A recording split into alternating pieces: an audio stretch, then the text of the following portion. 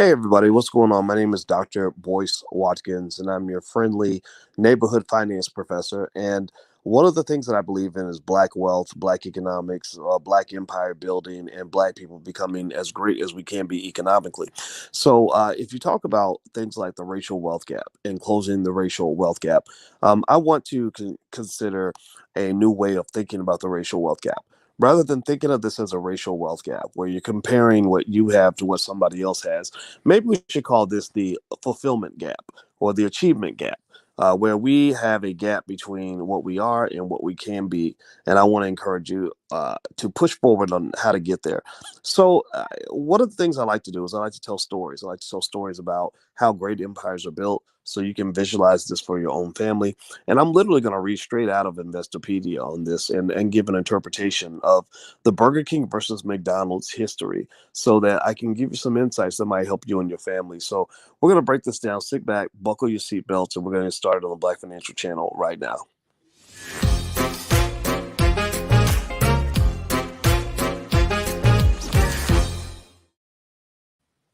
Okay, guys. So here we go. All right. So McDonald's versus Burger King. That's a big rivalry.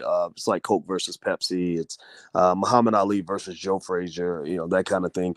And the rivalry's gone on for a long time. And there's a history there. There's a history in terms of how these companies were built, how franchisees think.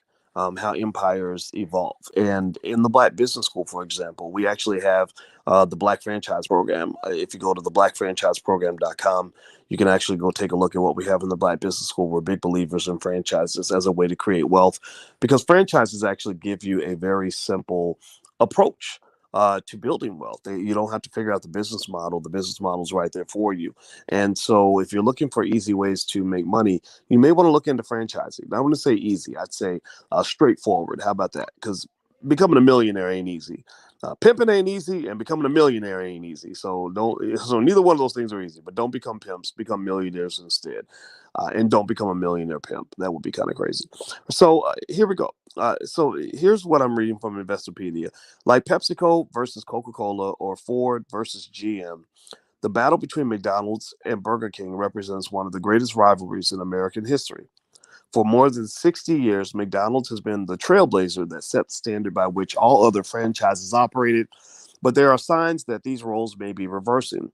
A revitalized Burger King is forcing McDonald's to adjust to it, not the other way around. McDonald's and Burger King started in the franchise food business in 1955 and 1954, respectively. McDonald's has always been the larger company, but each firm has unquestionably influenced the other throughout their 6 decade plus rivalry. Each restaurant boasts iconic products. Burger King has the Whopper sandwich, and McDonald's counters with the Big Mac and Quarter Pounder. The Whopper and Big Mac are the two best selling burgers of all time. Burger King boasted 1.7 billion Whopper sales per year in 2002. McDonald's reached that same figure with Big Macs in 2017.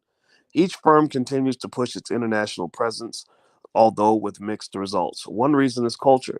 Many Europeans, for instance, consider fast food to be quintessentially an American tradition. Fast food menus for Burger King and McDonald's sometimes struggle to appeal to foreign consumers, leaving international markets underdeveloped, particularly in the Asia Pacific region. I don't know if anybody ever noticed how Asian people just aren't as fat as Americans are. A lot of it's because they don't have a whole bunch of fast food restaurants. They don't eat a bunch of the crap that we eat.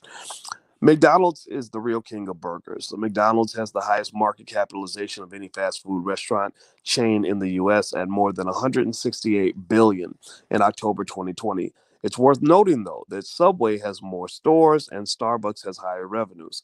It has 36,000 franchisees in nearly 120 countries, employs 1.9 million people and serves more than 70 million meals every day.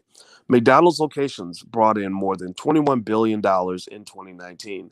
Even with growth figures slumping since early 2014, McDonald's sits atop the fast food world. But those slumping figures should concern investors who have not realized a great return for several years. McDonald's performed admirably during and immediately after the global recession of 2008-2009. It turns out cheap fast food is essentially recession proof, but 2014 was the worst year for the company since 2003. Under Ray Kroc, its founding franchising visionary, McDonald's became the world's premier food brand by selling the rights to operate a McDonald's store. With this model, McDonald's keeps overhead costs down and lets local owners deal with individual units. Food costs remain low and service remains fast for a culture increasingly on the go. The burden of size. But big businesses struggle to continue growing once they reach a certain size. It is logistically difficult to innovate or address individual business concerns when a burger empire spans 120 countries. McDonald's CEO Steve Easterbrook gave a presentation to shareholders in the second quarter of 2015 to address concerns over performance. His turnaround strategy included an intentional examination of Burger King's recent success. It's not likely that McDonald's will be able to slash management and administrative expenses by more than 25%, as Burger King managed to do between 2011 and 2013. But it is telling that Easterbrook identified refranchising company owned restaurants as a way to drive up margins. Now, pay attention here. This is interesting in terms of how Burger King makes its money. After a tumultuous and disappointing start to the 21st century, Burger King shareholders saw the Wendy's company, Subway, and Starbucks take turns passing them as McDonald's chief competitor, at least in terms of sales revenue. Then private equity firm 3G Capital purchased the struggling giant for $4 billion in 2010. It ignited a recovery effort that has turned out to be quite successful. Burger King merged with Canadian coffee staple Tim Hortons in 2014 to form a new publicly traded company called Restaurant Brands International. So they then began the process of trimming the fat. By the third quarter of 2017, Burger King was outperforming McDonald's and Wendy's by significant margins.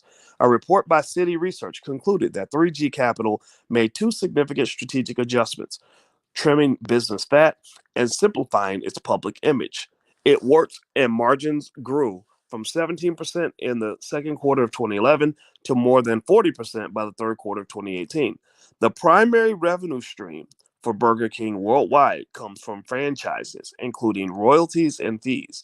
Royalties come from a percentage of revenue from each unit. As of 2020, 99.7% of Burger King locations are franchised. Did y'all hear that? Did you catch that? The 99.7% of all Burger King franchise locations are franchised, or Burger King locations are franchised. So that's a big deal. That pretty much means that Burger King is pretty much selling their brand to people that want to run their restaurants. They're basically offering partnerships to anybody that wants to own a Burger King franchise. Now, restaurant franchises are hard to make a profit from. They're not so easy, but if you make it work, it can be a pretty good deal. And franchising actually is a great way to build wealth. Franchising, in fact, is the fourth course in our Black Money sequence in the Black Business School. Black Money 101 is an introduction to the power of money. Black Money 102 is how to invest in the stock market. Black Money 103 is how to build a strong Black business. Black Money 104 is how to build a franchise. So feel free to go to blackmoney104.com and take a look. And you can take a look at our franchising program in the Black Business School. And then Black Money 105 is real estate.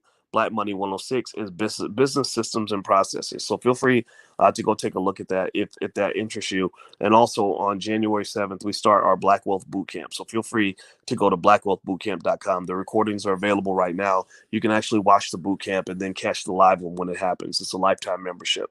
So here's a little bit more information on this.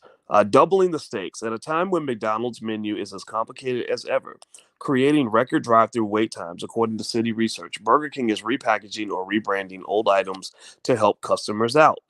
One part of the revival strategy is directly challenging McDonald's products. In November 2013, Burger King introduced the Big King sandwich, two patties on a three-layer bun and a special sauce as a not-so-subtle competitor to the successful Big Mac from McDonald's.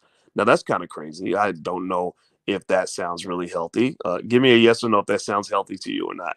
I'm going to read it again.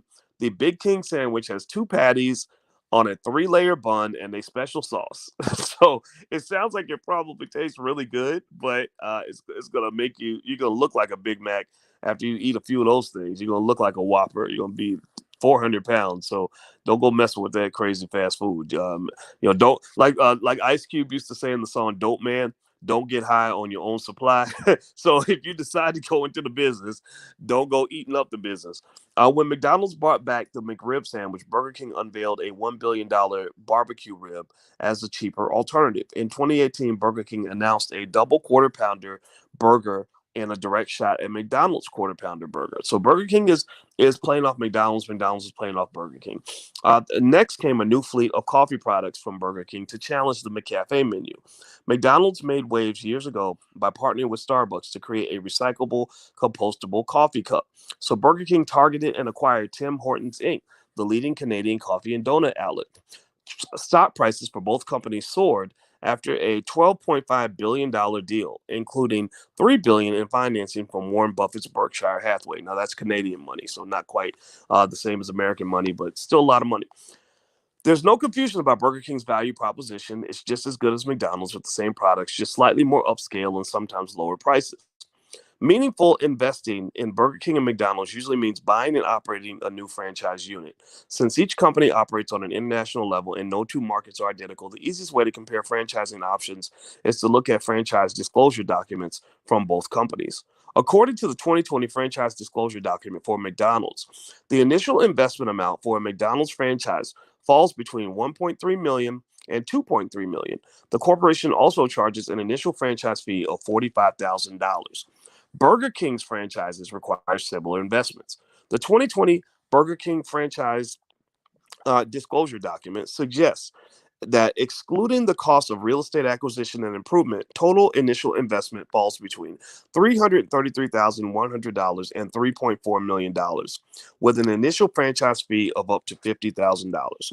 So give me a yes or no. How many of you would buy a McDonald's or Burger King franchise based on the information I've given you?